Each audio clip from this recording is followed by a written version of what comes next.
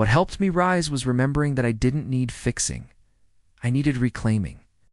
To remember the version of me who still believed in peace, in possibility, in her own voice. There are a few things that have really helped me rise over these last couple years. And honestly, there were more like 6 months in which I went from feeling deeply broken into feeling whole again. And I'll share all of that with you.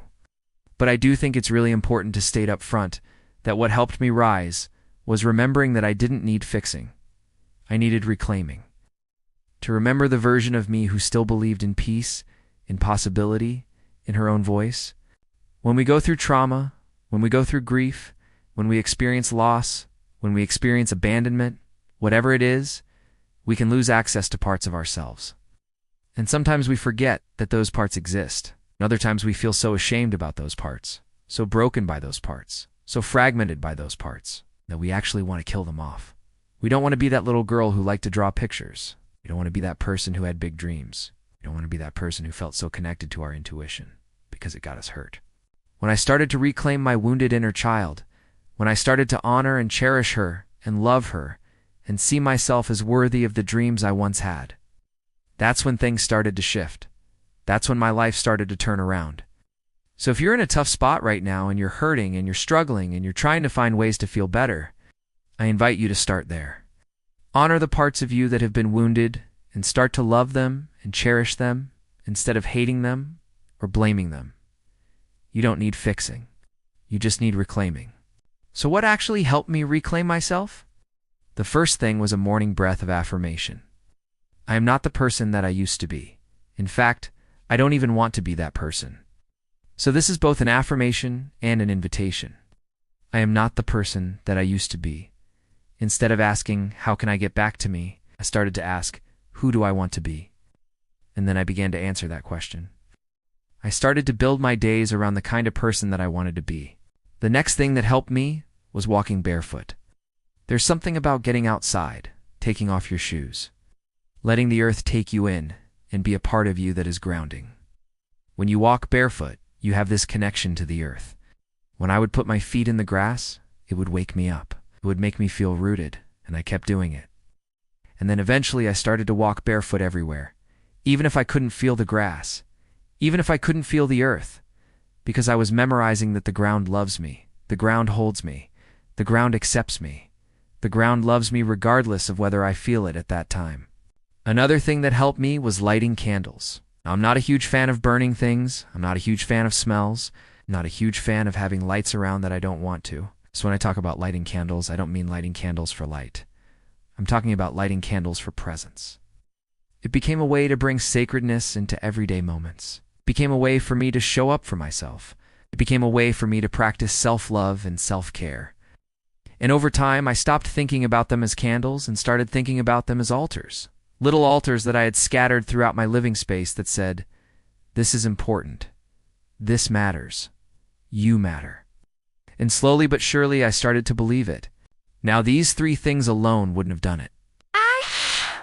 These 3 things weren't enough to heal me because healing isn't just one thing.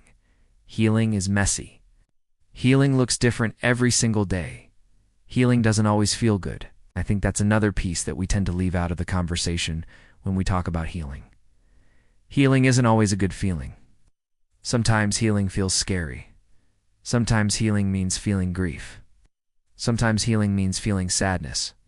Sometimes healing means feeling anger, rage. Sometimes healing means feeling pain, but allowing yourself to feel the pain, leaning into the pain, moving through the pain, transmuting the pain, turning it into gold, turning it into wisdom, turning it into compassion, turning it into strength. For me, I also had to listen to my body, and that meant allowing myself to rest. It meant honoring my menstrual cycle. It meant paying attention to my nutrition. I was eating foods that were processed, packaged, frozen. I was eating foods that were dead, and that was actually making me feel dead. So when I started to change my diet, when I started to pay attention to what my body actually wanted, that helped too. I also made a commitment to move my body daily, because as many of you know, I've been a dancer for 20 years. Dance is my first love language. Dance is how I express myself. Dance is how I've always processed my emotions. And so when I stopped dancing, I stopped speaking my first love language. It was really important for me to get back to moving my body daily. It didn't have to be pretty. It It didn't have to look good. It just had to feel good. And over time, it got better and better and better. And I started to feel better and better and better. Another thing that really helped me was setting boundaries around energy vampires. I stopped spending time with people who weren't good for me. I stopped allowing people to project onto me. I stopped taking on other people's crap. I started putting my oxygen mask on first, and I allowed myself to detach from people who weren't serving me. Another thing that helped me was connecting to my creativity. And for me, my creative expression comes through writing, through storytelling, through teaching yoga, through sharing my gifts. When I started to allow myself to connect to my creativity again, to explore it, to honor it, to play with it, to develop it, to nourish it, I started to feel more like myself again. Another thing that really helped me was getting outside in nature. I started taking long walks in the woods. I started going to the beach more often. I started looking up at the sky. I started acknowledging the sun. I started acknowledging the moon. I started feeling the elements on my skin, the wind, the rain, the sun, the snow. And I started to feel more connected to myself, and to the planet, and to the universe, and to everything.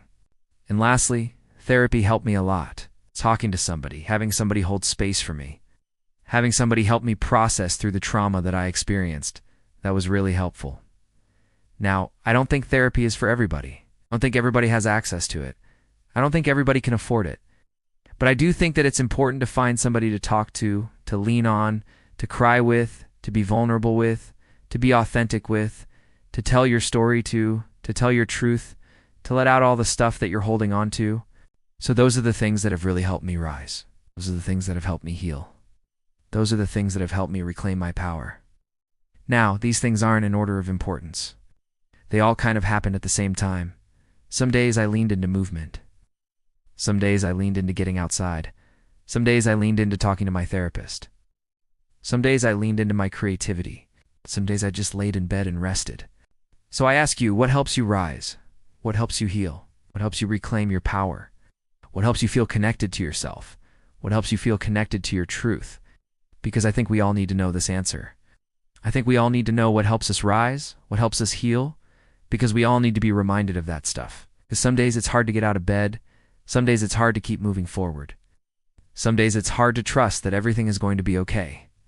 Some days it's hard to trust that you're going to be okay. Some days it's hard to trust that you're worthy of love, of peace, of happiness, of joy, of abundance, of prosperity. So I ask you, what helps you rise? Let me know below, or drop A and begin your ritual now. Thank you for watching this video. If you liked this video, please give it a thumbs up. Also, please subscribe to this channel and join our community on social media.